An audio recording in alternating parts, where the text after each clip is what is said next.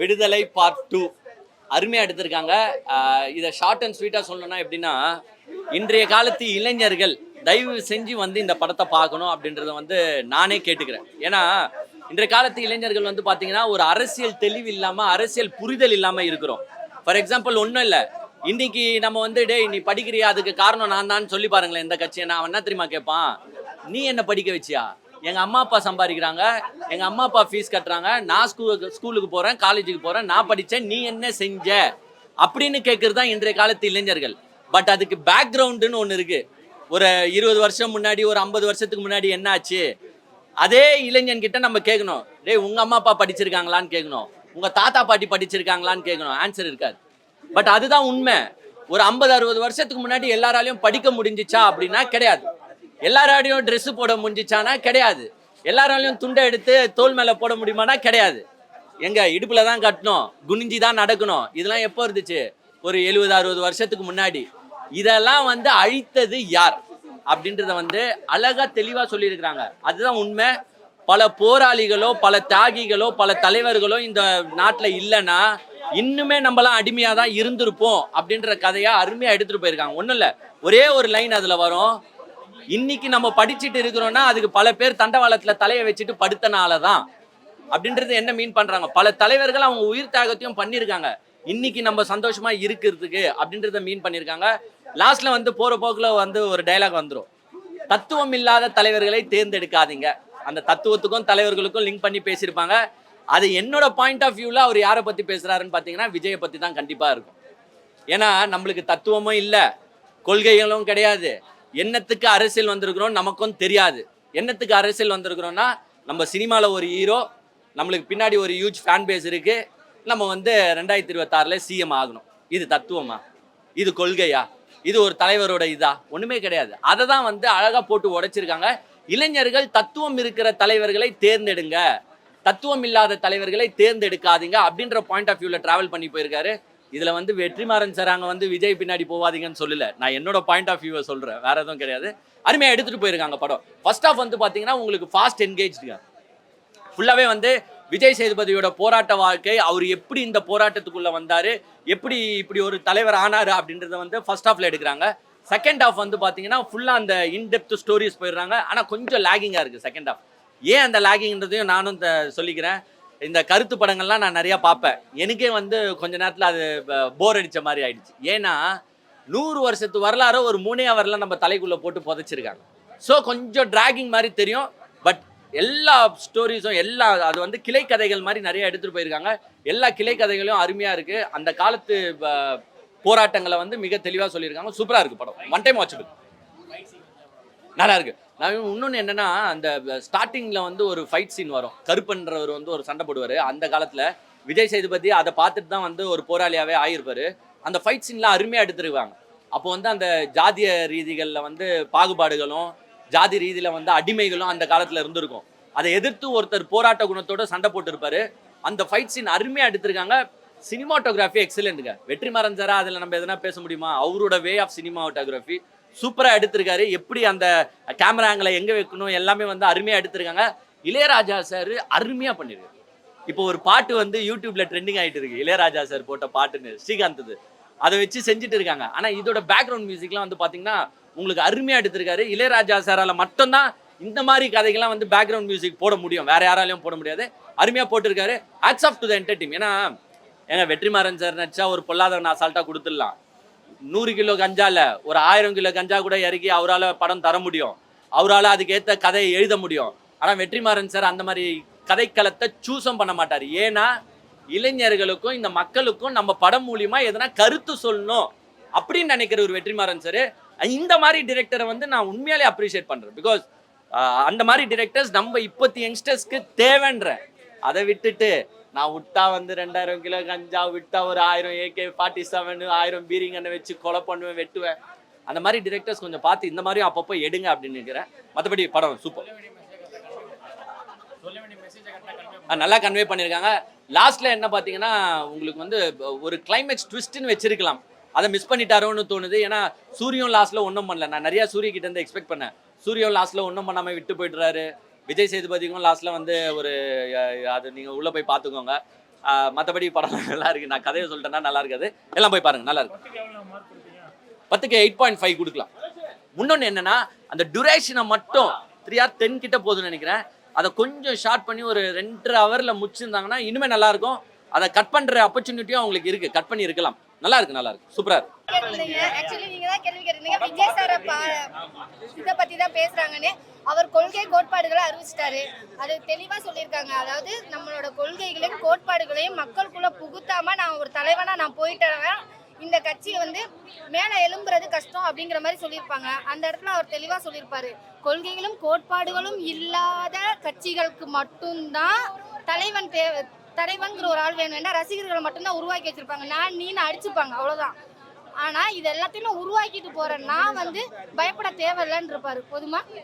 Communism and Marxism actually படத்துக்காண்டி தான் வச்சிருக்காங்க. ஏன் அப்படின்னா அதுல ஒரு முக்கியமான கிளைமேக்ஸ் ஒன்று இருக்கு. அந்த வேர்டுக்காண்டி அவர் வச்சிருப்பாரு.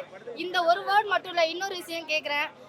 அதிகாரம்ங்கிறது வந்து நம்மளுக்கு ஏற்ற அரசியல் உருவாகிற அரசியல் தலைவர்கள் உருவாகிற வரைக்கும் நம்மளே நம்மளோட அதிகாரத்தை செதுக்கிக்கணும்னு சொல்லியிருக்காரு. இதை என்ன சொல்லியிருக்காருன்னு சொல்வீங்க? எல்லாத்தையுமே நோட் பண்ணனா எனக்கு அப்படி எதுவும் தெரியல சீரியஸா. ஏன்னா கொள்கைகள் இல்லாம இது வரைக்கும் எந்த கட்சியுமே உருவாகலாம் நான் நினைக்கிறேன். அப்படின்னு பாத்தீங்கன்னா ரசிகர்கள்னு சொல்றாங்களா, எம்ஜிஆருமே கட்சி ஆரம்பிக்கும் போது அவரும் ஒரு சினிமா நடிகர் தான், ஜெயலலிதா அம்மாவும் ஒரு சினிமா நடிகர் தான், கலைஞர் அவர்களும் சினிமா துறையிலிருந்து வந்தவர்கள் தான். உங்களுக்கே தெரியாதது ஒன்றுமில்லை. அனைத்து கட்சிகளும் சினிமா துறையில் ஏதாவது ஒரு ஆள் இருந்துகிட்டே இருப்பாரு. இப்ப நீங்க சொல்ற உதயநிதி ஸ்டாலின் சாரும் இது பண்றீங்களா, சினிமா துறை இதை சேர்ந்தவங்க தானே. இதுக்கு மேல வேற என்ன வேணும்? மார்க்சிசம் அண்ட் கம்யூனிசம் பத்தி பேசினாங்க நிறைய. அளவுக்கு அது எனக்கு வந்து ரொம்ப பிடிச்சிருந்தது. உண்மையா சொல்லணும், அந்த கட்சியை பத்தி நான் இனிமே தெரிஞ்சுக்கணும்னு நினைக்கிறேன். ஏன்னா நானே எனக்கு அது வரைக்கும் தெரியல. அவ்வளோ சும்மா நார்மலா அது ஒரு கட்சி அப்படிங்கிற மாதிரி தான் நினைச்சிட்டு இருந்தேன். பட் அந்த கட்சி உருவாகுறதுக்கு எவ்வளவு கஷ்டப்பட்டிருக்காங்க. தொழிலாளர்கள் அமைப்பு இன்னைக்கு நம்ம சண்டே லீவு வரைய மாசத்துல எத்தனை நாள் ஆஃபீஸ் லீவ் இருக்கும், ஸ்கூல் லீவ் இருக்கும் அப்படிங்கிறதெல்லாம் அவ்வளோ பார்க்குறோம். இல்லை சண்டே வரும், சண்டே லீவ் கொடுப்பாங்க, உங்களுக்கு கவலைப்படாதீங்க சரிங்களா. அந்த அளவுக்கு ஒரு விஷயங்களை வந்து அதை உருவாக்குறதுக்கு எவ்வளோ கஷ்டப்பட்டிருக்காங்க. அதுவும் அவங்க வீட்டு பெண்கள் எந்த அளவுக்கு கஷ்டப்பட்டிருக்காங்கிறத ரொம்ப அழகாகவே காமிச்சிருந்தாங்க. ஆக்சுவலி வந்து பண்ணையாறு அப்படிங்கிற ஒரு வர்க்கம், அது ஒரு ஆதிக்க வர்க்கம், ஒரு ஒடுக்குமுறை வர்க்கத்தோட பெண்களை எந்த அளவுக்கு சீர்குலைய வைக்க முடியும் அப்படிங்கிறதையும் காமிச்சிருந்தாங்க. மஞ்சு வாரியரோட கேரக்டர் உங்களுக்கு எந்த அளவுக்கு ஒர்க் ஆச்சு? எனக்கு வந்து ஸ்டார்ட் அப்ல காமிக்கும் போது நல்லா இருந்த மாதிரி இருந்தது. லாஸ்டா இடையில அவங்க ரொம்ப போர்ஷன்லாம் கிடையாது, சின்ன சின்ன போர்ஷன் தான் வராங்க. பட் ஒரு சில விஷயங்கள் இப்ப இருக்க பெண்கள் மாறி இருக்கும் போது நிறைய கேள்விகள் வரும்ல. நீ ஏன் இந்த ட்ரெஸ் போட்டிருக்க, நீ ஏன் ஹேர் கட்டு, அது அத்தனைக்கு விளக்கம் கொடுத்த மாதிரி இருந்தது. எனக்கு அவங்களோட போர்ஷன் ரொம்ப நல்லா இருந்தது. ஒரு சின்ன ஒரு வேற மாதிரி ஒரு ஃபைட் ஒன்று கொடுத்துக்கலாமோ அவங்களுக்கு அப்படிங்கிற மாதிரி தோணுச்சு. உங்களை இவ்வளவு தூரம் பேச வைக்கிற இந்த படமா இல்ல நீங்க இப்படிதான் பேசுவீங்களா? இல்ல எனக்கு இந்த படம் தான். இந்த படம் தானா? ஏன்னா நான் நிறைய அரசியல் நோக்கமா பாக்குறதை தாண்டி நிறைய மக்களோட இருந்து பார்க்கும்போது ரொம்ப வழிகள் ஏற்படுத்தின மாதிரி இருந்தது. ஸ்கூல் படிக்கும் போது நம்ம சமூக அறிவியல்னு சொன்னாலே ஓடிடுவோம். ஆனா அதையும் உட்காந்து கொஞ்ச நாள் படிச்சிருப்போம்ல, அதோட பின்புலங்கள் அளவுக்கு அதிகமா வந்து காட்டின மாதிரி இருந்தது. சமுதாயம் அரசியல் பேசினாலே இங்க பெரிய பிரச்சனை வரும். அதை இவ்வளவு தெளிவா விளக்கம் கொடுத்து ஒரு ஒரு அழகா எனக்கு என்னன்னா, ஒரு சமூகம் சார்ந்த ஒரு படம் வந்தாலே ஜாதி படம் இவர் ஜாதி ரீதியான படம் எடுக்கிறாரு, அவரோட கேஸ்டுக்காண்டி எடுக்கிறாரு அப்படிங்கிற மாதிரிலாம் சொன்னதுக்கு ஒரு பயங்கர விளக்கம் கொடுத்த மாதிரி இருந்தது வெற்றிமாறன் சார். கிடையாது அப்படின்னு. ஓகே, 10க்கு எத்தனை மார்க் கொடுக்கலாம் படத்துக்கு? 10க்கு நான் 10 கொடுப்பேன் சார். சோ வெற்றிமாறன் சார் வந்து டிசப்பாயின்ட்மென்ட் பண்ணலையா? எப்படி இருந்துச்சு படம்? ரொம்ப நல்லா இருந்த மாதிரி இருந்தது. ரெண்டாவது எல்லாருமே சொல்லுவாங்க பேசிக்கிட்டே இருக்கிறாங்க, அதனால கொஞ்சம் அங்கங்க லேகா இருக்குமோ அப்படிங்கிற மாதிரி சொல்லியிருக்கலாம். பட் எனக்கு தோணுன வரைக்குமே அரசனாவே இருந்தாலும் நாடாளுவர்களா இருந்தாலும் பேசினா மட்டும்தான் ஜெயிக்க முடியும் அப்படிங்கிறது, அந்த ஒரு பேச்சை வச்சு மக்களை எந்த அளவுக்கு எழுப்பியிருக்காங்கிறத காட்டின விதம்லாம் சூப்பராக இருந்தது. ரெண்டாவது வாத்தியார் படிக்க கூப்பிடும் போது தெளிவாக எந்த வயசுல வேணாலும் படிக்கலாம் வாப்பான்னு கூப்பிடும்போது ஒரு விஷயம் அவர் சொல்லியிருப்பாரு, எல்லாரையும் சரிசமமாக உட்கார வச்சு எப்போ படிக்க சொல்கிறீங்களோ அப்போ வந்து நாங்கள் படிக்கிறோம் அப்படின்னு சொன்னப்போ எனக்கு அம்பேத்கர் அவரோட அந்த தாட் ஆஃப் மைண்ட் தான் வந்தது. அவ்வளோ சூப்பராக இருந்தது. உண்மையிலே படம் அவ்வளோ ஒர்த்து. அதை வச்சு அரசியல் பண்ணியிருக்காங்க, வேறு ஒன்றுமே இல்லை. எல்லாத்துக்கு பின்னாடியும் இருக்குது அரசியல். நம்மளை வந்து யார் என்ன பண்ணுறாங்க எப்படி ஏற்கிறாங்க எல்லாமே ஒரு அரசியல் ரொம்ப செருப்பால் அடித்த மாதிரி கேட்டிருக்காங்க. பல பேருக்கு உரைக்கும். அவ்வளோதான். சூப்பரான படம் எடுத்திருக்காங்க. என்ன மாதிரியான விஷயங்கள் பார்ட் 3 வரதுக்கான வாய்ப்புகள் இருந்தாலும் வராது. லீட் கொடுத்துருக்காங்க. அடுத்த போராளியா நம்ம சூரிய களத்தில் இறங்குறாருன்ற மாதிரி காமிச்சிருக்காங்க. வராது. இது அவ்வளோதான். இது முடிஞ்சு போச்சு. இதுக்கு மேலே நான் இந்த படத்தை பார்த்ததை வச்சு சொல்கிறேன். வெற்றிமாறன் மைண்ட் ரீட் பண்ணி சொல்கிறேன். அவர் எடுக்க மாட்டார். முடிஞ்சிச்சு. இந்த படத்தை கொண்டாடிட்டு போகணுன்றதுக்காகவே பார்ட் 1 எடுத்தாரு. சூரியோட படமாக தான் தெரிஞ்சது. வெற்றிமாறன் படமாக எங்களுக்கு தெரியல. பார்ட் 2 வெற்றிமாறன் தான் உலக தரத்தில் எடுத்திருக்காருன்ற மாதிரி தோணுச்சு. சூப்பரான ஒரு படமாக தோணுச்சு. ஒரு ஆடியன்ஸாக என்ன எதிர்பார்த்து இந்த விடுதலை 2க்கு போகலாம்? ஒரு ஆடியன்ஸாக நான் என்ன எதிர்பார்த்தேன்னா ஒரு நல்ல என்டர்டெய்னிங் மூவியாக எடுப்பார். நான் எதுவும் எதிர்பார்த்து வரல. ஆனால் இது என்டர்டெயின்மெண்ட் எல்லாம் தாண்டி கம்ப்ளீட்டாக இது எப்படி ஆயிடுச்சுன்னு பார்த்தீங்கன்னா உட்காந்து பார்க்குற நம்மளே பல கேள்விகளுக்கு உண்டாக்குற மாதிரி ஆயிடுச்சு. பல கேள்விகள் நமக்குள்ள தோண ஆரம்பிச்சு. ஆமா இல்லை இதுதான் நடக்குது, இதுதான் நடக்குது, இனிமேல் நடந்தாலும் கேள்வி கேளு. உன்னை ஒரு விஷயத்தை வச்சு உன்னை வேற மாதிரி டைவர்ட் பண்ணி அதுக்கு முன்னாடி வேற ஒன்று நடக்குதுன்றதை காமிக்கிறாங்க சூப்பராக. ஒரு சின்ன ஒரு இன்சிடென்ட்டு, அதாவது இந்த பெருமாள் அப்படின்ற நம்ம விஜய் சேதுபதி அரசையே எப்படி மாற்றிட்டே இருப்பாங்க, அதை எப்படி மாற்ற, இதை எப்படி மக்கள்கிட்ட கொண்டு போய் சேர்த்தா எப்படி இப்படிலாம் மாறுன்றதை ரொம்ப தெளிவாக பேசுகிறாங்க. அரசியல் எல்லாருக்கும் தேவை. அரசியல் சாக்கடை இல்லை. சாக்கடைன்னு சொல்லி நம்மளை வந்து ஒதுக்கி வைக்கிறாங்க. அவ்வளோதான். எல்லாரும் அரசியலுக்கு வரணும். அரசியல் எல்லாரும் தெரிஞ்சுக்கணும். அரசியல் எல்லாரும் பேசணுன்றது தான் படத்தில் சொல்லியிருக்காங்க. எல்லாரும் பார்க்க வேண்டிய ஒரு படம். தெரிஞ்சிக்க வேண்டிய பல விஷயங்கள் படத்தில் இருக்குது. சாதாரண ஒரு டைலாக் கூட ஒரு புரட்சிகரமாக இருக்குது. அந்த அளவுக்கு சூப்பராக இருக்குது படம். பயங்கரமாக இருக்குது. அதே செஞ்சு கமர்ஷியலாக யாரும் எதிர்பார்த்தல. இதுக்கு வராதிங்க. இது கமர்ஷியல் படம் கிடையாது. இது வேற மாதிரியான ஒரு படம். சூப்பரான ஒரு படம். படத்தில் 8 நிமிஷம் கம்மி பண்ணியிருக்காங்க. அதை பற்றி படத்தில் 8 நிமிஷம் கம்மி பண்ணியிருக்காங்க. எனக்கு தெரிஞ்சு அது ஏன் கம்மி பண்ணாங்க. இன்னும் 2 மணி நேரம் எடுத்தால் கூட நாங்கள் பார்க்கறதுக்கு ரெடி. இந்த 3 மணி நேரம் படத்துக்கே நீங்கள் இவ்வளோ மெசேஜ் சொல்கிறீங்கன்னா 5 மணி நேரத்துக்கு இன்னும் பயங்கரமாக நாங்கள் நிறைய இன்டேக் எடுத்து போயிருப்போம். என்ஜாய் பண்ணுறாங்க ஐயா படத்தை. யாரும் லென்த்தால இந்த இடத்துலையுமே ஃபீல் பண்ணல. ஒரு இடமும் பயங்கரமாக இருக்குது. அதாவது ஒரு ஒரு ஒரு சில ஸ்லோ சீக்வன்ஸ் இருக்குது படத்தில். அது நமக்குள்ளே கனெக்ட் ஆகுது. பயங்கரமாக எமோஷன். ஐயோ சுட்டு செத்துட்டாங்கன்னா என்ன வருதுன்றது ஒரு தாக்கத்தை நமக்குள்ளே கொடுக்குதுல. அதுதான் அந்த டைம் டியூரேஷன்றது. தாராளமாக உட்காந்து பார்க்கலாம். எல்லாரும் ஃபேமிலியோடவே பார்க்கலாம் இந்த படத்தை. குழந்தைங்கள்லாம் அவாய்ட் பண்ண வேண்டிய அவசியமே கிடையாது. வயலன்ஸ்க்காக சொல்கிறாங்க. இந்த வயலன்ஸ்க்கு பின்னாடி இருக்கக்கூடிய அரசியலை குழந்தைங்களும் தெரிஞ்சுக்கணுன்றது தான். வேற ஒன்றுமே கிடையாது. சூப்பரான படம். ஒரு நல்ல காவியம் இது. அவ்வளோதான். தத்துவம் இல்லாத தலைவன் இருக்கிறது வந்து சமுதாயத்துக்கு தேவையில்லை அப்படின்ற மாதிரி ஒரு டைலாக் இருக்கும். அதை யாரை மென்ஷன் பண்ணியிருக்காங்க, என்ன மாதிரியே இந்த படத்தில் சொல்ல வராங்க அந்த விஷயத்தை ஓப்பனாகவே பேசுவோமே. நம்ம ஓப்பனாகவே பேசுவோம். தத்துவம் இல்லாத தலைவர்கள் ரசிகர்களை மட்டுமே உருவாக்க முடியுமே தவிர நல்ல ஒரு முன்னேற்றத்துக்கு வழிவகுக்காது அப்படின்ற அந்த ஒரு வசனத்தை விஜய்க்காக சொன்னதாக பல தற்கூரிகள் சொல்லிட்டு இருந்தாங்க. சரிங்களா? அது வந்து விஜய்க்காக சொன்னப்பட டைலாக் இல்லை. படத்தை வந்து பார்த்தீங்கன்னா அது கம்ப்ளீட்டாக வேறு. நம்மக்கிட்ட சொல்லி அதையும் ஒரு அரசியல் பண்ணியிருக்காங்கன்றது தான் உள்ளே சொல்லியிருக்காங்க. அது ஆக்சுவலாக சொன்னது விஜய் சேதுபதி அவர்கள் வந்து நான் போய் சரண்டர் ஆகிறேன், நீங்கள் இருந்துக்கோங்க, நான் போய் நம்மளும் இப்போ நான் இங்கே இருந்தேன்னா நம்மக்கிட்ட இருக்க ஆயுதத்தை வச்சு நம்ம ஒன்றும் சண்டை போட முடியாது, எல்லாரும் செத்துருவோம், அப்புறம் யார் கொண்டு போய் சேர்க்கறது, நீங்கள் போயிடுங்க அப்படின்னும் போது நீங்கள் இல்லைன்னா நாங்கள் என்ன பண்ணுவோம். நம்மக்கிட்ட ஒரு தத்துவம் இருக்குது. எனக்கு அடுத்த தலைவர்கள் நீங்களாக தான் மாறணும் அப்படின்றது தான் தத்துவம் இல்லாத தலைவர்கள் பின்னாடி இருக்க அவரோட ரசிகர்கள்னு நம்ம அந்த சொல்லப்பட்ட டைலாக் அதை வேற மாதிரி மாத்தினாங்க சில தற்கூரிகள். எதுவும் ஒரு அரசியல், எல்லாத்தையும் வச்சு அரசியல் பண்றாங்கன்றது சூப்பராக காமிச்சிருக்காங்க படத்தில். நிறைய முதலாளிகளுக்கு நிறைய அரசியல் தலைவர்களுக்கு செருப்பால் அடிக்கிற மாதிரி இருக்கும் இந்த படம் உண்மையிலேயே. ஓகே. ஸோ அம்பேத்கரிசம் இந்த படம் வந்து அதிகமாக பேசியிருக்குன்னு சொல்றாங்க. படம் ஃபுல்லாவே அதுதானையா. படம் ஃபுல்லாவே ஒரு போராளிக்கான ஒரு படம் தானே. ஒரு சாதாரண ஒரு மனுஷன் எந்த சமயத்தில் ஒரு போராளியாக மாறான், அவன் எப்படி தீவிரவாதியாக சித்தரிக்கப்படுறான், அவனை எப்படி வந்து ஒரு சமூக விரோதின்னு மாற்றி அவனை என்ன பண்றாங்க இந்த அரசாங்கம் அப்படின்றத சூப்பராக தெளிவாக காமிச்சிருக்காங்க. அதை அப்படியே பார்க்க முடியுது. விஜய் சேதுபதியோட டிரான்ஸ்ஃபர்மேஷன் அப்படின்னு எடுத்து பார்க்கும்போது வெறித்தனமாக இருக்குது. பயங்கரமாக ஒரு காமன் மேனாக இருக்கார். அதுக்கப்புறம் அவருக்குள்ள அதாவது ஒரு கம்யூனிசம் பேசக்கூடிய ஒரு நபராக மாறுறாரு. அப்படியே அங்கேருந்து வந்து பார்த்தீங்கன்னா ஒரு நியாயத்தை தட்டி கேட்கக்கூடிய ஒரு ஆளாக மாறுறாரு. அதுக்கப்புறம் போராளியாக மாறுறாரு. அவரை தீவிரவாதியாக சித்தரிக்கப்படுறாங்க. அந்த மாதிரி பல விஷயங்கள் வருது. படம் ஆரம்பமே அந்த கின் கருணாஸ் அவரால் தான் வந்து படம் ஆரம்பிக்குது. இவரை வச்சு தான் படம் பேச ஆரம்பிக்கிற மாதிரி காமிக்கிறாங்க. எனக்கு தெரிஞ்சு பார்ட் 2வே ஒரு கம்ப்ளீட் படம் தான். பார்ட் 1 இதுக்கு தேவையே கிடையாது. பார்ட் 1 சூரிக்கான ஒரு படமாக தான் இருந்துச்சு. பார்ட் 2 ஒரு வெற்றிமாறன் படம். கம்ப்ளீட்டாக அந்த மக்கள் இயக்கம் எப்படி வந்துச்சு, அந்த ட்ரெயின் ஆக்சிடென்ட் கூட எப்படி எல்லாத்தையுமே காமிச்சிட்டாங்க. எதுவுமே பார்ட் 1ல எதுவுமே விட்டு வைக்கல. நமக்கு சூரிக்காக ஒரு ஹைப் கொடுத்த ஒரு படம் தான் பார்ட் 1. பார்ட் 2வே ஒரு கம்ப்ளீட் படம். சூப்பரான ஒரு படம். எல்லாரும் பார்க்க வேண்டிய ஒரு படம். வேற லெவலில் இருக்கு. 10க்கு 10 மார்க் தருவாங்க அந்த அளவுக்கு. தேங்க்ஸ். வந்து தியேட்டருக்குள்ள வந்த படம் உண்மையிலே சாட்டிஸ்ஃபைட் பண்ணிருந்துச்சு. ரொம்ப நல்லாவே இருந்துச்சு. சூரிய வந்து ஒரு டிஃப்ரெண்டான ஒரு ஆங்கிளில் பார்த்தோம். வெற்றிமாறன் சார் வந்து பயங்கரமாக படைப்பை பேசியிருந்தாப்புல. அதில் வந்து பார்த்தீங்கன்னா ஒரு கேரக்டரு உங்களுக்கே தெரியும், வாத்தியார். அந்த வாத்தியார் வந்து எப்படி தோழராக மாறினாங்கிறத ஃப்ளாஷ்பேக்கில் வாய்ஸ் ஓவரில் சூரியோட வாய்ஸ் ஓவரில் சொல்லியிருக்காங்க. அதே முழுக்க படம். அந்த வாய்ஸ் ஓவரில் சொன்னதுனால நம்மள சில ஃபஸ்ட் ஹாஃப்லாம் பார்த்தீங்கன்னா நல்ல விறுவிறுப்பாக ஃபாஸ்ட்டாகவே போச்சு. வேட்ராஜ் சார் கேமராவில் அந்த சிறுமலை காடுன்னு நினைக்கிறேன், அவ்வளோ தத்துரமாக சூப்பராக பண்ணியிருந்தாப்புல. அப்படியே ரொம்ப ரசிச்சு. முன்னாடிலாம் கேப்டன் பிரபாரன் பார்த்தோம்ல, அந்தளவுக்கு ஃபீலாக இருந்துச்சு. ரொம்ப ரசித்து பார்த்த சினிமாட்டோகிராஃபியை பார்த்தோட பயங்கரமான ஒரு படமாக இருந்துச்சு. செகண்ட் ஹாஃப் பார்த்தீங்கன்னா கொஞ்சம் லேகாக இருந்துச்சு. என்ன காரணம் கேட்டிங்கன்னா கம்யூனிசமான டைலாக் வந்து மக்களுக்கு புரியுமா அப்படிங்கிற அளவுக்கு இருந்துச்சு.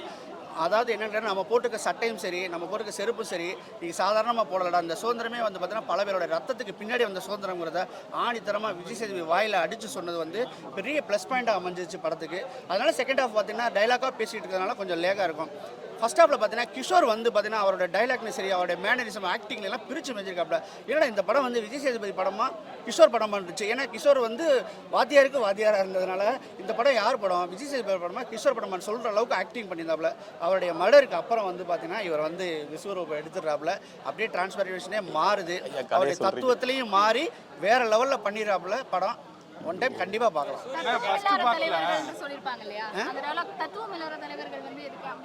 யாரை மென்ஷன் நிச்சயமா வந்து பார்த்தீங்கன்னா அவங்க வந்து அவங்களுடைய 4 காலுடைய 4 நாற்காலியை காப்பாற்றுறதுக்காண்டி அவங்க தத்துவத்தை எல்லாத்தையுமே மூட்டை தூக்கி வச்சுட்டு இருப்பாங்க. ஏன்னா நம்ம 5 வருஷம் அரசியலில் பிடிச்சாகணும், அதுக்கடுத்து மக்களை ஆளணுன்ற எல்லாருக்குமே ஆசை வருது. அது வந்து நம்மளை ஆண்ட சிஎம்மாக இருந்தாலும் சரி ஆளுகின்ற சிஎம்மாக இருந்தாலும் சரி ஆள போகிற சிஎம்மாக இருந்தாலும் எல்லாருக்குமே ஒரு குத்தும். அந்த டைலாக் வந்து எழுதுறதுக்கே பெரிய கட்ஸ் வேணும். நல்லாவே எழுதியிருக்காங்க. உண்மையிலேயே செம்மையாக பண்ணியிருக்காங்க, அருமையாக பண்ணியிருக்காங்க. சில இதெல்லாம் பார்த்தீங்கன்னா முடியும்னு ஆரம்பிக்கிறது என்னடா கெத்து, முடியாதுன்னு நினச்சதை ஆரம்பித்து முடிடா அதை தான்டா கம்யூனிசம்ஸ் சொல்லும் போதெல்லாம் உண்மையிலே ரொம்ப பரபரப்பாக இருக்குது. இந்த மாதிரி ஆக்ஷன் படம் பார்த்துருக்கோம், த்ரில்லரு, ரொமான்ஸு இந்த மாதிரிலாம் பார்த்துருக்க ஜானலுக்கு நம்ம மண்டையில் உள்ள மூளையை சொரிஞ்சு வர்ற மாதிரி ஒரு படம் எடுத்துக்காப்புல. உண்மையிலே சொரிஞ்சாப்புல இப்படியே யோசிக்க வைக்கிது. நம்மளை கண்டிப்பாக யோசிக்க வைக்கும். 2K கிட்ஸ்லாம் யோசிக்க வைக்கும். அதுக்கு பின்னாடி அவங்க வந்து பெரிய தத்துவத்தை வந்து அவங்க புரிஞ்சுப்பாங்கன்னு நினைக்கிறேன். இது வந்து ஒரு நல்ல ஹெல்த்தியான ஒரு அரசியல் படம். மாரி செல்வராஜ் படம், பாரஞ்சி சார் படம்லாம் இல்லாமல் இந்த வெற்றிமாறன் சார் படம் வந்து எல்லாருக்குமே புரியுற மாதிரி இருக்குது. நல்ல அரசியல் பேசியிருக்காங்க, சூப்பராக. 10க்கு எத்தனை மார்க் ஐயா? சூரிய கேரக்டர் வந்து விடுதலை 1ல் நீங்கள் கேட்டிங்கன்னா நான் சொல்லுவேன். இதில் கேட்டால் அவ்வளோவா இல்லை. ஆனால் பார்த்தீங்கன்னா கிளைமேக்ஸில் அவர் பண்ணுற டிரான்சிஷன் வந்து உண்மையிலே மனசு வந்து கஷ்டமாகி அப்படியே உட்காந்துருவோம் ஸ்க்ரீன் பின்னாடியே. படம் முடிஞ்சு வெற்றிமாறன் போடும்போது ஒரு கைதட்டை போட்டுட்டு தான் நம்ம வெளியில் வர மாதிரி இருக்குது. ரொம்ப யதார்த்தமாக ரொம்ப சூப்பராக இருக்குது. பாட்டு கீட்டு எல்லாமே வந்து சுமாராக தான் இருக்குது, ஓரளவு ஓகே படம். போன பாட்டு ஜென்ரலாக இருந்துச்சு, இந்த பாட்டில் ஜாதி மற்ற விஷயம்லாம் கொண்டு வந்துருக்கு. இன்னும் கொஞ்சம் தூக்கலாகவே இருக்குது. ஏன்னா வந்து அந்த வாத்தியார் வந்து எப்படி தோழராக மாறினாங்கிறத ரொம்ப டீப்பாகவே சொல்லியிருக்காங்க. அதனால் வந்து ஓரளவு ஓகே. வன்முறை வந்து இருக்கும் இல்லையா, அந்த காலத்துல இருந்து போலீஸ்களுக்கும் எப்படி நம்மளை வந்து அதாவது அடித்தட்டு மக்களை வந்து அசிங்கப்படுத்தினாங்க இல்லையா, அதை பூரா சொல்லும் போது அந்த வன்முறை தேவைப்படுது. அதான் இந்த மாதிரி மெசேஜ் சொல்ற படங்களை மக்கள் ரசிக்கிறது இல்லை, வரவே மாட்டேங்கிறாங்களே தியேட்டருக்கு. கண்டிப்பாக அதை தான் நான் சொல்ல வரேன். இந்த மாதிரி படங்கள் பார்த்தவங்க மட்டும் மூளையை சொரிஞ்சு வர மாதிரி ஒரு படம் வருது. எல்லாரும் வந்து பாருங்க, பார்த்தா தான் நம்மளுக்கு தெரியும் அந்த காலத்தில் எவ்வளோ தியாகங்கள் பண்ணியிருக்காங்க, கம்யூனிஸ்ட்காரங்களும் எவ்வளோ தியாகம் பண்ணியிருக்காங்க தெரியும். அதை தான் சொல்லியிருக்காங்க. ஓகே அண்ணா, 10க்கு எத்தனை மார்க் போகிறது? 10க்கு வந்து பார்த்தீங்கன்னா 8.2 கொடுக்கலாம். ஓகே, பாயிண்ட் 2 இல்லை ஃபர்ஸ்ட் ஹாஃபில் இந்த மாதிரி இல்லை. அதில் காட்டுமல்லி சாங்கே வந்து அப்படியே ஒரு மாதிரி பிழிச்சிட்டு போகும். இதுலேயும் ஒரு பாட்டு இருக்குது, ஆனால் வந்து மனசையா அந்த பாட்டு வந்து பார்த்தீங்கன்னா அந்தளவுக்கு ஓட்டலைன்னு சொல்லுவேன். ஓகே, அந்த காட்டுமல்லி அந்த ஹீரோயின் அப்படி நல்லா நடிச்சிருக்காங்களா? அவங்களுக்கு வேலையே இல்லை. அவங்களுக்கு என்ன நான் நினைக்கிறேன்னா ஒரு 2 மினிட்ஸ் அதோட இந்த படத்துலேயே வர்றாங்க. அப்படியா? ரிவீல் ஆகக்கூடாது. இருந்தாலும் வந்து பவானி ஸ்ரீ வந்து ஒரு நல்ல ஆக்ட்ரஸ், அது சொல்லவே ஒத்துக்கணும். ஜி பிரகாஷோட தங்கச்சி, அவங்கள ப்ரொமோ பண்ணோம்னா ரொம்ப நல்லாவே பண்ணுறீங்க சார். Okay, thank you. படத்தோட பேர் வந்து விடுதலை 2. நம்ம இந்தியா தேசத்துக்கு எப்படி விடுதலை கிடைச்சதோ அது போல் இந்த படத்துக்கு ஒரு விடுதலை கிடைச்சிருக்கு. நான் எப்படி 1994 எங்கள் அம்மா வயிற்றுல குவான்னு பிறந்தனோ எனக்கு ஒரு விடுதலை கிடைச்சதோ அது போல் இந்த படத்துக்கு ஒரு விடுதலை கிடைச்சிருக்கு. ஏன்னா இந்த படத்தில் அந்த அளவுக்கு ஒரு உன்னிப்பான ஒரு மெசேஜ் அவங்க சொல்லியிருக்காங்க. ஏன்னா ஒவ்வொரு வேலையிலையும் ஒவ்வொரு இடத்துலையும் நம்மளை எந்த அளவுக்கு அடிமைத்தனம் பண்ணுறாங்கன்னு நம்மளுக்கு ஆழமாக அவங்க இறக்கி சொல்லியிருக்காங்க இந்த படத்தில். ஏன்னா எனக்கு 1000 ரூபாய் கொடுக்க வேண்டிய இடத்துல அவன் 100 ரூபாய் தரான். இந்த 100 ரூபாய் கொடுத்து நான் அந்த வீட்டில் என்னத்தை போய் என் அரிசி கூட உள்ள வைக்க முடியாது. அரிசி அவன் 25 கிலோ எவ்வளோ விற்கிறான், 2000 ரூபான்னு விற்கிறான். அந்த 100 ரூபாய் நான் என்ன பண்ணுறது சொல்லுங்க? அதுதான் தெரியல. வேலைக்கு போனால் சம்பாதிக்கணும். இந்த படத்தில் அந்த அளவுக்கு அவங்க அழகாக சொல்லியிருக்காங்க. கடைசியில் என் தலைவனை சாவடிச்சுட்டாங்க. என் தலைவன் அந்த அளவுக்கு அருமையான நடிப்பை கொடுத்து கடைசியில் அவரை சாவடிச்சு தலை நெஞ்சில பாரமா இருக்கு. அழுது தண்ணி பாரு தலை தேங்கிச்சு, அழுது அந்த அளவுக்கு அழுது இருக்கேன். ஏன்னா கடைசியில் அவரை சாவடிச்சு கடைசியில் இளையராஜா ஐயா பாட்டை போட்டு ஓரளவுக்கு முடிச்சுட்டாங்க. சூர்யா நான் காட்டுக்குள்ளே இறங்கிறாரு, கல்லு முள்ளும் காலுக்கு மெத்தனை காட்டுக்குள்ளே இறங்கி போயிட்டாரு அவரு பார்ட் 3க்கு வர. ஆனால் படம் பார்த்தீங்கன்னா சொல்கிற அளவுக்கு நீங்கள் நினச்சி பார்க்காதீங்க. அல்டிமேட்டாக கொடுத்துருக்காங்க படத்தை. பாடி லாங்குவேஜ் இருந்தால் தான் தலை கொஞ்சம் ஆக்டிவாக கொடுத்தல. அந்த அளவுக்கு அருமையாக அவங்க படத்தில் கொடுத்துருக்காங்க. ஒவ்வொரு காட்சியும் அப்படியே செதுக்கியிருக்காங்க. ஃபஸ்ட்டு ஃபைட்டு தலை அந்த சூரியன் அவங்க பையன், சூர்யா கருணாசன் பையன், கருணாசன் பையன் ஃபைட் சீனு அதத்துல வேலைக்கு போயாச்சு டைம் ஆச்சு போன் அடிக்கிறான். கருணாசன் அந்த கத்தியை வச்சு சும்மா சலன்னு போடுறாரு பாருங்க, அந்த மாரி கொடுத்துருக்காங்க. ஃபர்ஸ்ட் ஃபைட்டு வேற மாரி இருக்கு, அந்த ஃபர்ஸ்ட் ஃபைட்டு அல்டிமேட்டா இருக்கு. கருணாசனை 10 நிமிஷம் தான் வந்தா போல அவங்க பையன், அவர் கலக்கிட்டா போல 10 நிமிஷம் படத்தையே தெரிய விட்டாரு. அந்த அளவுக்கு படம் வெறித்தனமா இருக்கு. கருப்பு சிவப்பு நம் வண்ணம் அப்படி இந்த படத்துல உறக்க சொல்லியிருக்காங்க தல, உறக்க. அதாவது கேட்கணும். சரி, தத்துவம் இல்லாத தலைவன் சொல்லிட்டு விஜய் சார் வந்து அரசியல் வந்ததை டார்கெட் பண்றாங்கன்னு சொல்றாங்க. வெற்றிமாறன் சார் அதான் சொல்லியிருக்காரா? விஜய் சார் சொல்லியிருக்காரா? அவர் சொல்ல மாட்டார் தல, ஏன்னா அவர் படத்தை வந்து யாரும் சொல்ல மாட்டாரு, முழுசா சொல்லுவாங்க. அரசியல்வாதிகளை தான் சொல்லுவாரு. இன்னும் விஜய் அண்ணன் வந்து அரசியலுக்கு வரல, இன்னும் அவர் சிஎம் ஆகல, புரியுதுங்களா? அவர் இன்னும் நிக்கல அரசியல்ல. அரசியலுக்கு வந்துட்டாருங்க. அரசியல் வந்துட்டாரு, ஆனா அவர் நாற்காலியில உட்காரல. இவர் சொன்னது நாற்காலியில உட்காந்தவங்கள தான் சொல்றாரு. நீங்க இதை கொஞ்சம் கவனிச்சு பாருங்க, ஏன்னா அவர் பேசுறது நாற்காலியில உட்காந்தவங்கள பேசுறாரு, நாற்காலியில உட்காராதவங்கள பேசல. அவர் 2026 உட்காருவாரு. அப்ப இந்த படத்துக்கான கதையை நீங்க சொல்லுங்க, நான் பேசுறேன். நன்றி, வணக்கம்.